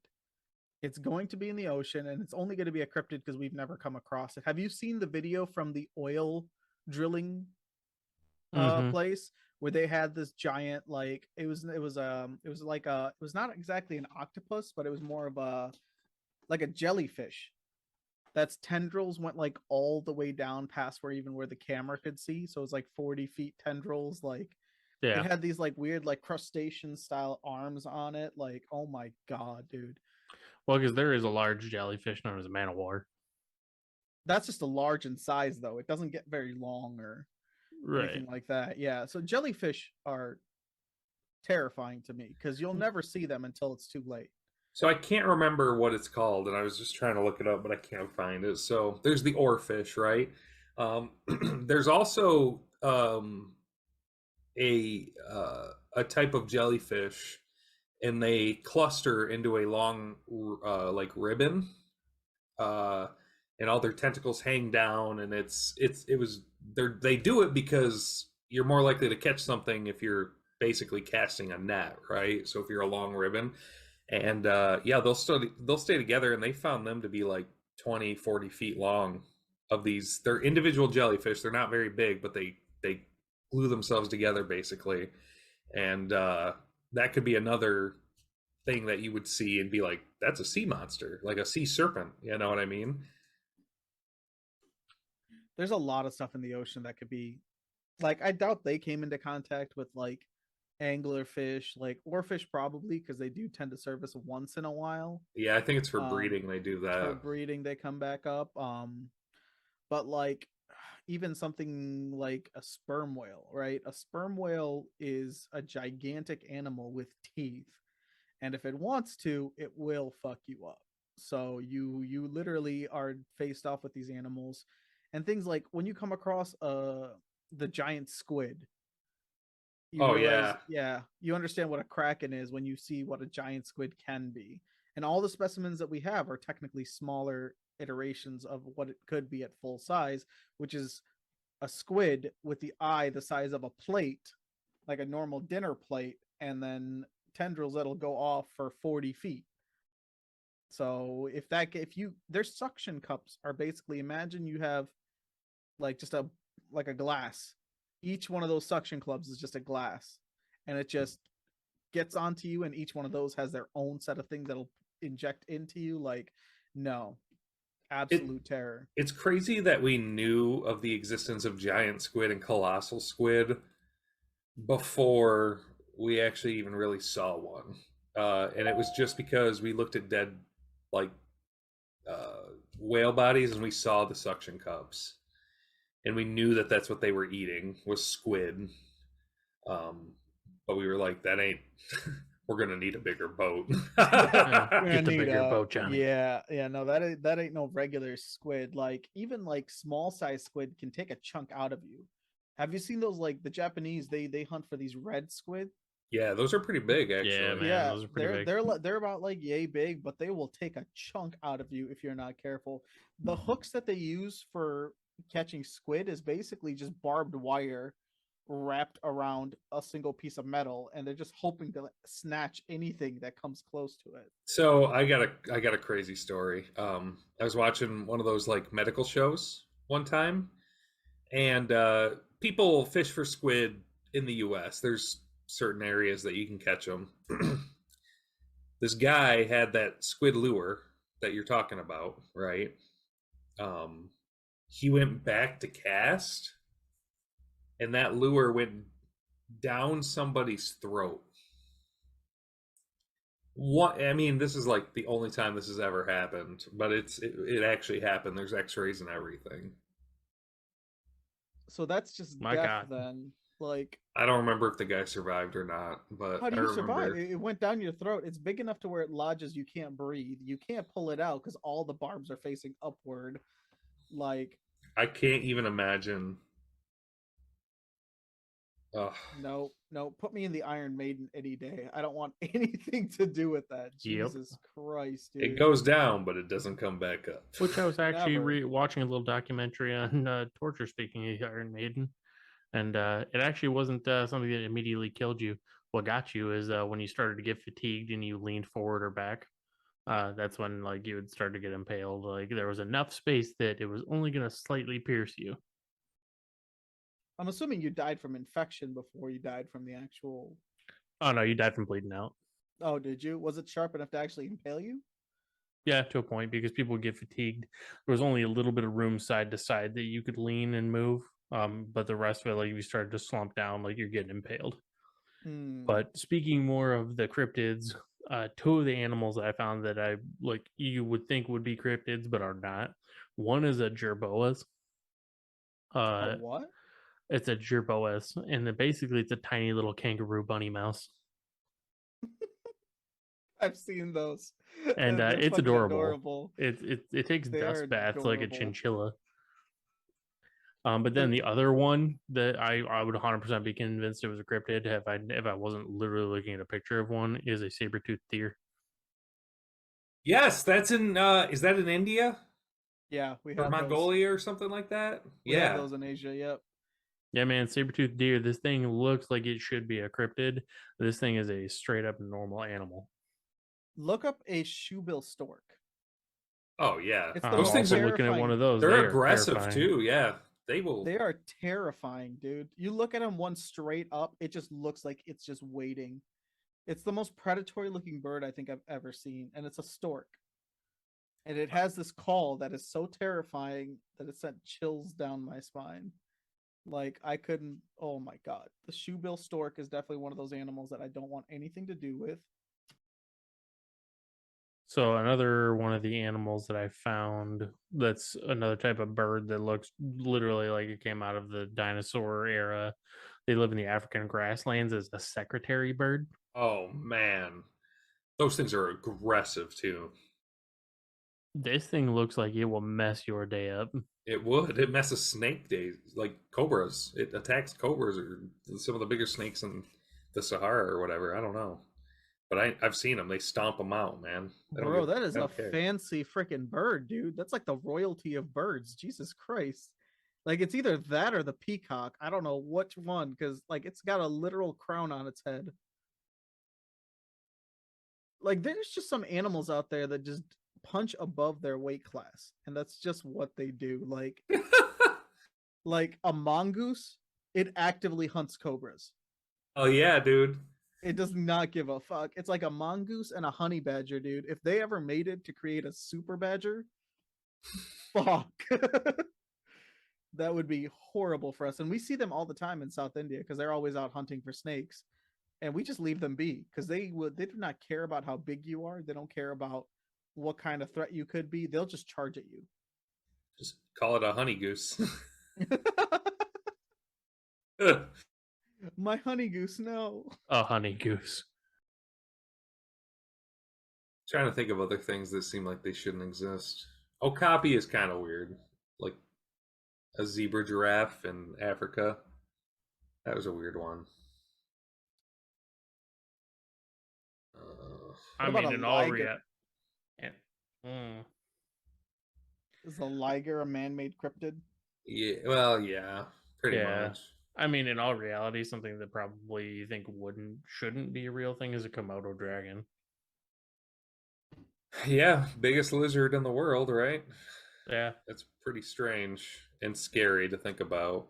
Yeah, And and it's recently, you know how they used to say that the saliva wasn't like venomous or anything; it was just nasty because they eat All the meat. bacteria. Yeah, now they're saying it might actually be a venom or a toxin that they excrete. Oh God. That's even scarier now. oh, have you guys ever heard of Snake Island? Yes. Yes. Oh my god. That is a place I never intend to go. I don't even know why people want to go there. There's I a watched, lighthouse there that's yeah, I watched necessary. those guys that went hiking, and I mean, every 5, 6 steps, bro, there's a Yeah. snake.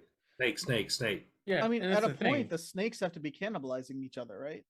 Probably. I don't know if there's any Yeah. really birds left or anything. They got to be eating them all. And that's the thing. Like when people are like, let's go to explore Snake Island. First of all, why? You know it's there. Like you're not proving anything that hey, I hiked Snake Island. It's like no, you hadn't walked around with a bunch of snakes left and right. And you're lucky you're not dead. No, you don't. Oh, Nobody man. willingly goes there. Like, like there's certain stuff that just shouldn't exist, like the blobfish. Oh yeah, Yeah, how weird is that? What Actually, a weird fucking animal. so that animal does look a lot different when it's actually at the like depth that it's supposed to be. It looks Oh, like Mhm. that really? because it's all bloated and stuff. Yeah. yeah. Yeah, it's just a Now, weird kind of looking tying animal. into our episode, not today, Satan. Would you rather be on Snake Island or would you rather be on the island of the dolls in Mexico? Dolls Have you guys any seen day. pictures of that? Yeah, I'd take the dolls. Have you seen pictures of that place? Yeah, yeah, I saw a video of those guys that went there. Oh I yeah, think some dudes from BuzzFeed went to the doll place, and it was like, yeah, it's kind of creepy, but worst case scenario, I have to fight off some poltergeist, but I'm not fighting snakes, bro. yeah, I've pretty seen much. snakes on a plane. Never ends well. Unless you're Samuel L. Jackson, it's not going to end well for you. Well, there's plenty of cryptids out there. There's literally hundreds, like going from every state in the U.S. to every country in the world, and yeah, I don't really have too many more. No, it's like what I'd like to talk about more than the cryptids is so not more than the cryptids because this whole episode's about cryptids. Like we know there's cryptids out there that people will propagate and stuff like that and will come into being, but what do you think is the core purpose? Like nobody thought of a cryptid because they wanted to make money off of it at first. It was just an opportunity. Do you think it's just people being that dumb, like looking at something without investigating further? I think certain ones are. I think other ones come from actual folklore or like the natives talking about something that has been passed down for generations. Like I was saying, I think a fair amount of cryptids were probably extinct animals that we just will never know or even there at the time. Um, Also, you know, we talked about like the folklore with the Wendigo and stuff. Their stories made up so people will be better people, right? Um, but I think things like the Mothman, I think those are just tall tales that I think someone actually did just either make it up or they felt like that is what they saw. And then people were like, well, I'm going to get behind this guy because he's never lied before. And then it takes off from there, you know?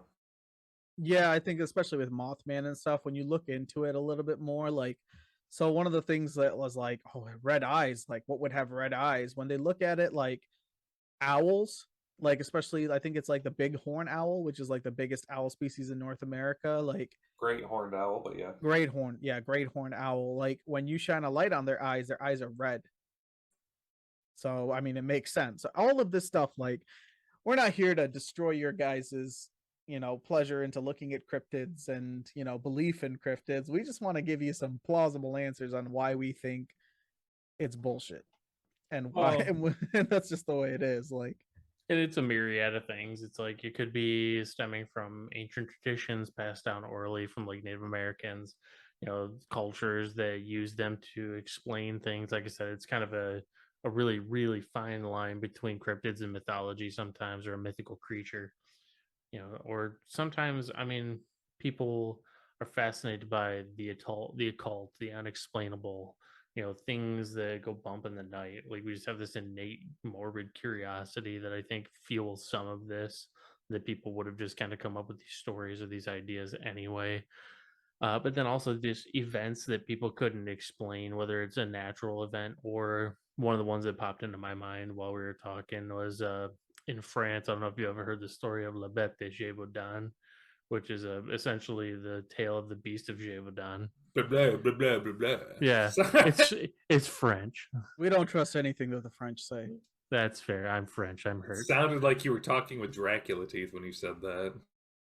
So my French pronunciation probably is not very good, but it essentially translates to the Beast of Gévaudan, which was a town in France, and essentially, I don't remember all the fine details of it, but there was a either a girl or a series of like young girls or children that were they went out of the woods, they were like murdered, or they found their bodies massacred, and they were just mauled, mutilated, and rather than thinking that it was somebody that went and attacked them or abducted them, it was attributed to what they called the beast of the woods in Gévaudan, which is it took many forms of like a really large wolf type creature, like larger than a wolf, larger than a dire wolf. um it could have been a dire wolf. It took place so long ago, it could have been. But also too, it's like it's that story then takes on the form of, well, maybe it was a werewolf or some type of monster like that, and it's been used not frequently, but in some popular culture, that story. So tragedies happen, events happen, and these stories just kind of spur on from there. People claimed back then that they had killed the beast and had brought it to the town, and the attacks stopped. But I don't I know don't how know much that I they actually trust. really confirmed that. Yeah, I don't know how much I trust people from back in the day because they ate moldy bread. That's fair. That's true. On the usual, on the Very true. usual.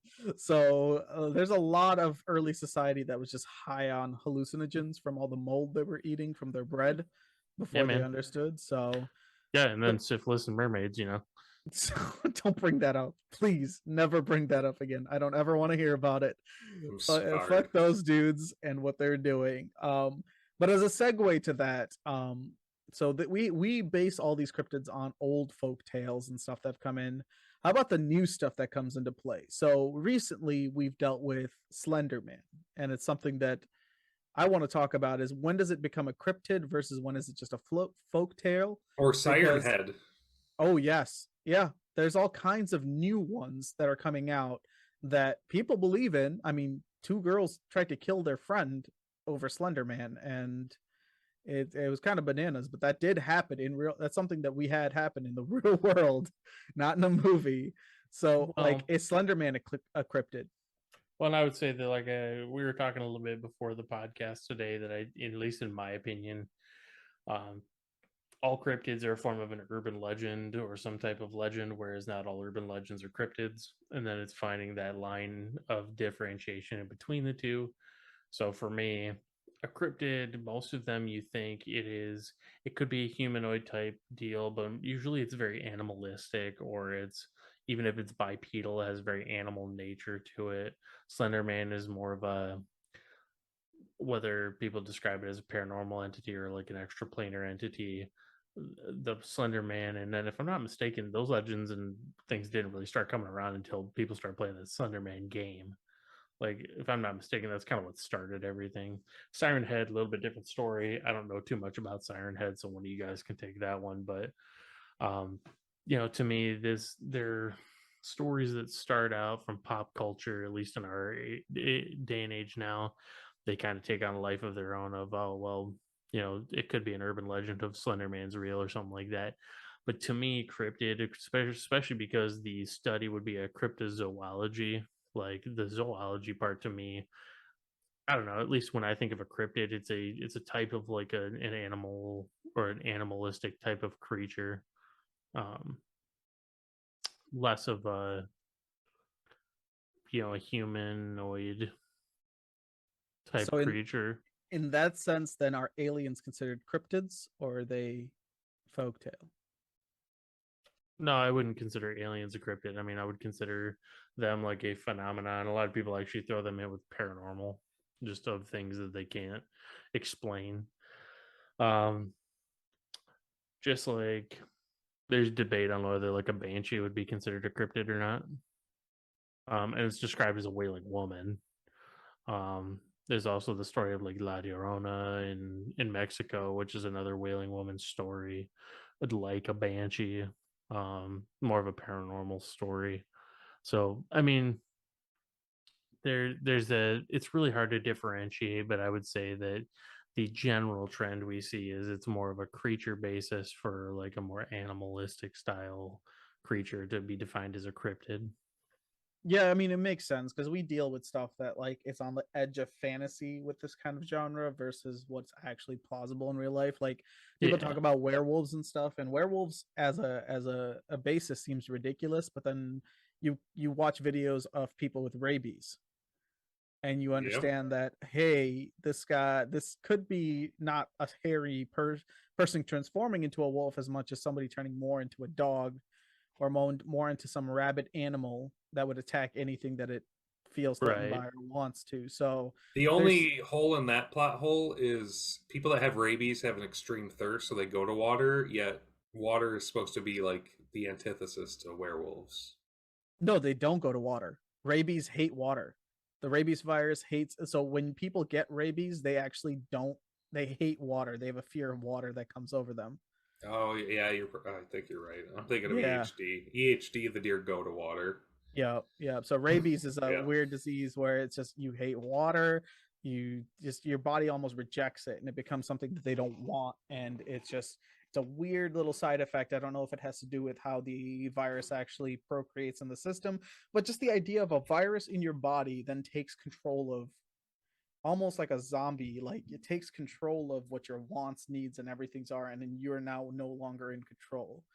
Well, And it's because the virus attacks the brain, attacks the mind, and so like a lot of other organic mental disorders, your mental state starts to change over time because of that deterioration. yeah, no, absolutely. Do you guys have anything to add to our cryptid debate? I I think do we not. I think we actually definitely talked a lot about some of our favorites, and if you guys listening have any favorites that we didn't talk about and you'd like us to talk about, we'll definitely do a part two. There's a lot to talk about with this subject, and if there's anything that we missed or any inaccuracies we had in our conversations about these cryptids, we don't care. No, I'm just joking. Yeah, just let us know via email. Mothman Let us know. 2022. Yeah, these guys are all hide and seek champions for 2022, and they've all been awarded their individual prices when they come to eventually collect them, which I doubt that they ever will. So, also in talking about redaction of information, I wanted to talk to you guys about last episode that we had regarding Ukraine. There's a couple things that going back I wanted to redact and just clarify. Several times during that podcast, we did make mistakes in how we identified UN versus NATO. So I wanted us to be very clear that UN and NATO are separate entities. And one of the things that we talked about is the Russian vote in NATO. Russia actually has no vote in NATO. Russia only has a vote in the UN. Right. So, in terms of NATO decision, Russia doesn't get to make any of those decisions. So, I want to make sure that's clear and that's redacted. Um, and that also some of the mistakes that we made is we misdated the agreement that was made for the expansion of NATO. NATO expansion didn't start until after the USSR fell in 1991.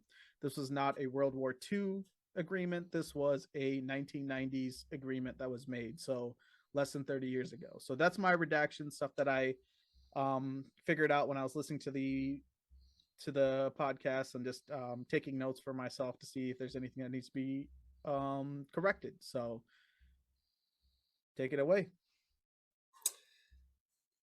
All right, ladies and gentlemen, thank you so much for listening to Drunk with Questions. We are on the road to 1,000 listeners and 100 Podbean followers. I'm sure plenty of you listen to us religiously but aren't necessarily following us, so please ensure that you do that. Like always, spread this to everyone, your mom, dad, work friends, people that you hate. That'd be fun. Send this to your haters. Yes, just get us out there. The more clout that we get, the more that we're going to be able to do. Other than that, I think I just want to say thank you for all the support, and as always, stay ordinary, my friends. As always, everyone, thank you so much for listening to this episode of Drunk with Questions. Drunk with Questions wouldn't be possible without incredibly ordinary individuals such as yourselves. Make sure you join the Drunk with Questions crew every Sunday on your preferred podcast streaming website. Don't forget to like, follow, comment, and subscribe on all of our social media pages. And feel free to reach out to us by email at any time.